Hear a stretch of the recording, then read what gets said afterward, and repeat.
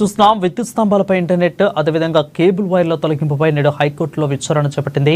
అదిగా ఇటీవల రామంతపూర్ విద్యుత్ ప్రమాద ఘటనలో 5గురు ప్రాణాలు కోల్పోయిన సంగతి తెలిసిందే. ఇక విద్యుత్ స్తంభాలపై ఉన్న కేబుళ్ల వల్లనే ప్రమాదం చోటు చేసుకుంటున్నట్లు పోలీసులు ప్రాథమికంగా నిర్ధారించారు. ఇక ఈ క్రమంలో జీహెచ్ఎంసీ వ్యాప్తంగా విద్యుత్ స్తంభాలపై ఉన్న కేబుళ్లను సిబ్బంది తొలగిస్తున్నారు. దీంతో ఎయిర్టెల్ హైకోర్టులో పిటిషన్ దాఖలు చేసింది. అనుమతి తీసుకున్న కేబుళ్లను సైతం తొలగిస్తున్నారని సంస్థ తరపు న్యాయవాది కోర్టుకు వివరించారు. ఏ స్తంభాలకు అనుమతి తీసుకున్నారో చూపించాలని టీజీఎస్పీ డీసీఎల్ తరపున న్యాయవాది కోరారు. ఇక వాదనలను విన్న ధర్మాసనం అనుమతి లేని కేబుళ్లను తొలగించవచ్చని ఆదేశించింది. తదుపరి విచారణను వాయిదా వేసింది.